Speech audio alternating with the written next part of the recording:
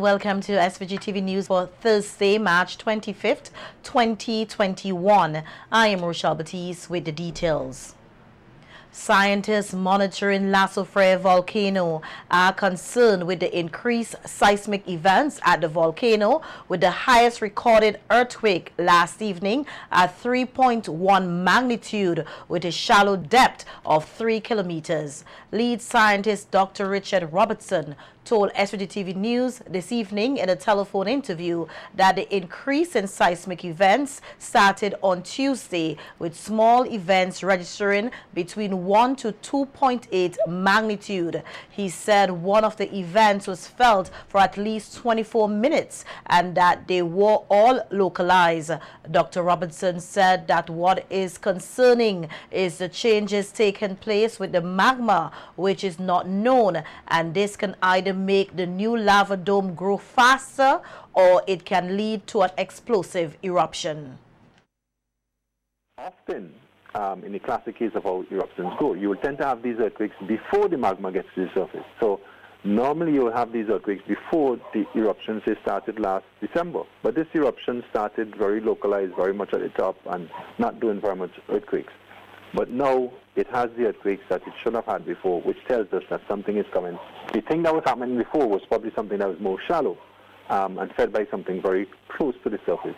But now you're having something coming from deeper down. And when that gets involved, the chances that you have material that could become much more energetic and either cause the dome to go faster or cause it to go into explosion, the chances of that happening has increased, and therefore the chances of your getting to see an explosive eruption is probably marginally increased because of the seismicity we have in now. So that's why we have to keep a close eye on it, because something has. Dr. Robertson further explained that the reason why communities in the red zone, which are those closer to the volcano, would feel the earthquakes is because they are situated on the Frey mountain. He, however, noted that the earthquakes currently being felt will not cause any damage to structures, and that residents in the danger zones need to prepare for the unknown, as there could be little or no time to evacuate. Seismicity, you'll probably have a lot more earthquakes, a lot more felt earthquakes. You'll have earthquakes of a different, the signature, the kind of earthquake events might change, the kind of seismicity might change. We might see a lot more of that kind of thing. But the thing is, we don't know how long we might see it for before it goes explosive. So we keep a close eye on it. So yes, we'd expect to see greater indication of activity beneath the surface, and this indication comes mainly from seismometers, but it could come from some of the other instrumentations that we have out there. You know, it might change the output of gases, it might swell up a little bit. That kind of thing might happen, and we're looking for that. We now have a network in place that should capture that if and when it happens.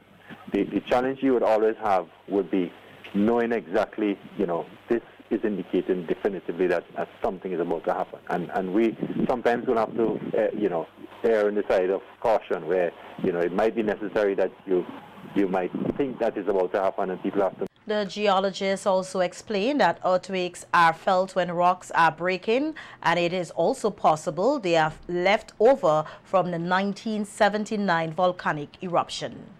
We think they came from a shallower depth, and something got it going. Maybe some fresh injection of new material, because magma doesn't just move. This one has been sitting there probably for some time, and it's probably gotten rid of a lot of its gas, and it didn't have enough energy to get going, and something got it going. And that thing that got it going has continued to make it get to the surface, and a lot of the seismicity we had was related to the magma building up this mass of rock at the top of it. Below the volcano, there's some new movement, and when the magma moves, when this liquid rock, you can think of it like that, when it moves, if you think of it, it's trying to push through other rock that's above it, that is harder, and that's stopping it. And what happens, as it pushes through and it oozes through the spaces, it breaks the rock above it. It has to break the skin that is trying to push through. It has to break the earth. And as it does that and breaks the earth, it sets up these vibrations that we detect as volcanotectonic earthquakes.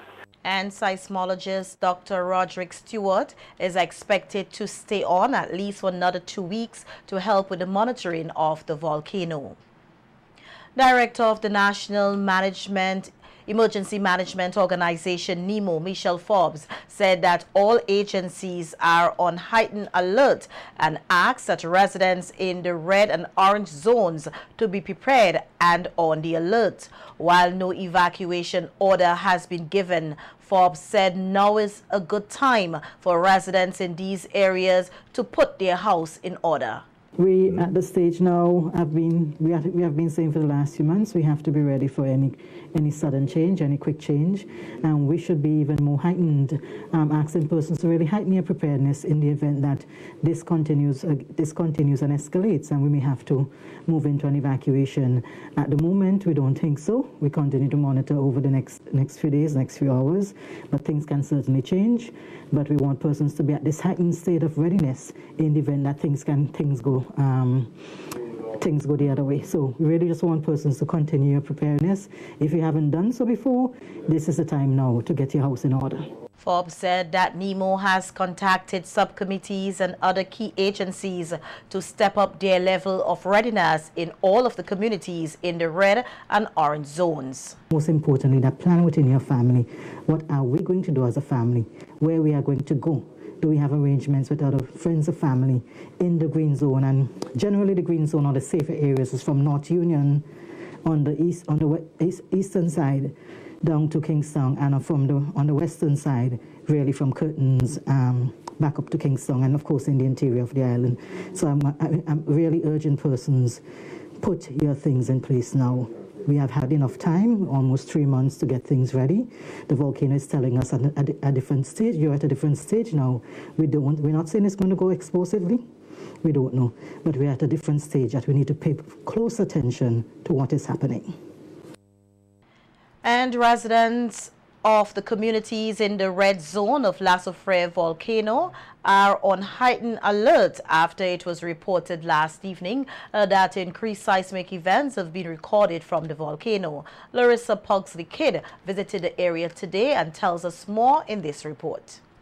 Over the last 3 days, residents living in the red zone of Lasso Frey Volcano say they have been feeling increased tremors and earthquakes, with the most recent one felt this morning around 5 a.m. In a news release issued on Wednesday evening, the National Emergency Management Organization NEMO confirmed that increased seismic events from the volcano have been recorded on almost all of the seismic stations installed at different locations, with the strongest event felt at the station closest to the summit. In the red zone communities today, it was just another regular day. However, the residents say they are on heightened alert. And we been now here, woo woo woo. I had a earthquake again between 4 or 5. You know, timber for long, you only boom boom and that's done. So Frey is something to scare about, because I experienced the first one. Not the first one, the last one here. And so Frey is not a joke thing. He said me I will put 2 things in a plastic bag. I go put them in a plastic bag and run. Lean up by the post and I feel this heavy thing shake one time, but shake feel long, it just shake, yeah, and it just over. Me don't have me clothes at them at one place and things, so if I anything I just pull some in garbage bag and you're done already. Me done unpack, so me say I go and unpack up back. When I go on Facebook, I see like it get bigger, so they say we have to be prepared, so I already prepare. If it's anything, I will move. Community Development Officer for the area, Owen Batiste, was in meetings today with various groups discussing residents' level of preparedness. We have about 9 exit points where I'm standing here, and down there is the bigger village, which is Sandy Bay. That is the larger portion of things. Down here at least about 4 exit points. Where I'm standing here in Sign Hill, we have 1 exiting point. Also we have 1 in Old Sandy Bay, because Old Sandy Bay to Noel, that's intimate, come as one as Sandy Bay. In Oya, head of the Community Disaster Response Team Ingrid Lavia said that residents are expected to be evacuated to Bayabu, while those in Fancy will be evacuated to Calico. Lavia said Oya residents are in a state of readiness, but one of the concern is crossing the river coming out of the community. Actually we're up abruptly and we don't have that time. Maybe the dry rivers can block us and then we'll have to stay right here. Meanwhile, there are some residents who remain adamant that they will not be moving in the event of an explosive eruption. 88 right now, 88. And me not move. We are moving. Villages from Fancy to Georgetown on the windward end are in the red zone. Reporting for SVG-TV News, Larissa Pugsley-Kidd. And up to this evening, residents in the danger zones have taken to social media to report on more tremors being felt. And Prime Minister Dr. Ralph Gonsalves, who is in the United States, has been in contact with NEMO and the scientists on the recent earthquake activities at Lasso Frey Volcano. Speaking on WeFM, PM Gonsalves said a simulation evacuation exercise was carried out today and is asking that residents in the red zone not to panic. Yesterday.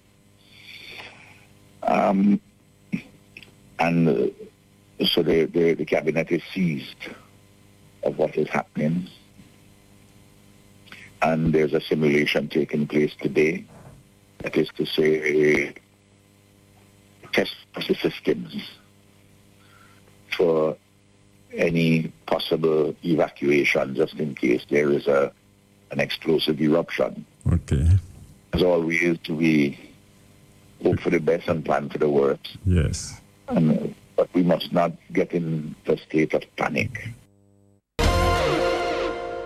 St. Vincent and the Grenadines recorded 12 new positive cases of COVID-19 from 189 samples collected on Tuesday, March 23rd, 2021, giving a positivity rate of 6.3%. 6 new recoveries were reported, bringing the number of total recoveries to 1,535. 170 cases remain active, and 10 persons with COVID-19 have died. 1,715 cases of COVID-19 have been reported in St. Vincent and the Grenadines since March 2020. The public is being urged to continue to use masks, sanitize, physically distance, and get vaccinated to reduce the spread of COVID-19 here in St. Vincent and the Grenadines.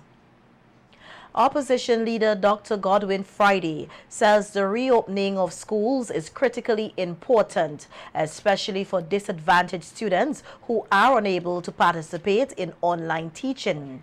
Addressing a virtual news conference yesterday, Dr. Friday, however, said while he supports the decision to reopen school, this should only happen once teachers, parents, and students are assured of their safety. Our young people have suffered a lot from this crisis. They have lost a lot of ground in their education. And the teachers, the parents, everybody would want that situation to end so that they could go back to school and start to make up the ground that they have lost. It is very important, however, that we understand that this will not happen until the teachers feel safe, the parents feel safe about sending their children to school, so that they will not endanger family members when they return home. The current upsurge in the COVID-19 situation here and the 10 deaths that have been recorded have understandably caused great pause among our people. The opposition leader said in light of the current situation with COVID still around, the Ministry of Education should be more transparent in addressing safety concerns, as well as stating how the time lost in teaching will be addressed. So the Minister of Education, this is what I'll say now, must say how we are going to get back to school safely. This is what I understand the teachers who are the ones who deliver the programs, and they know what their students are missing out on. This is what I understand them to be saying. We must also reflect on how they are going to make up the lost time. Schools across SVG are tentatively set to reopen on Monday, April 12th, 2021. The National Insurance Services NIS here in SVG is now the focal point for the International Social Security Association ISA for English-speaking social security organizations. This was proposed by the heads of CARICOM and Synergies with the director of the NIS, Stuart Haynes, appointed as a bureau member of ISA for 2020-2022, representing the region. The NIS said the recognition of the appointment was done on Tuesday, March 23rd, 2021, via a virtual launch ceremony attended by representatives from the NIS CARICOM Social Security organizations in the region, the International Social Security Association, and the International Labour Organization.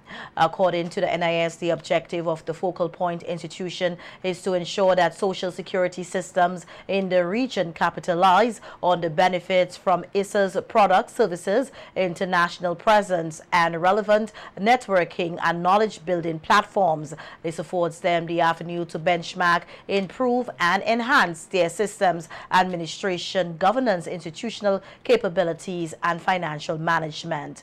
The NIS director said the partnership will help regional social security systems build resilience as they now have enhanced, dedicated, and tailored access to the ISA suite and products and services. The partially decomposed body of a German national, Jose Salimukis, was discovered today at his home in Hamilton, Beckway. Speaking with SVG-TV News today, Corporal Ali Stapleton of the Public Relations Department of the Royal St. Vincent and the Grenadines Police Force said reports from the Port Elizabeth Police Station revealed that the 75-year-old retiree appears to have died suddenly and no foul play is suspected at this time. A post-mortem examination is to be conducted on the body to determine the exact cause of death. Additional reports say that the retiree was discovered sitting in a chair.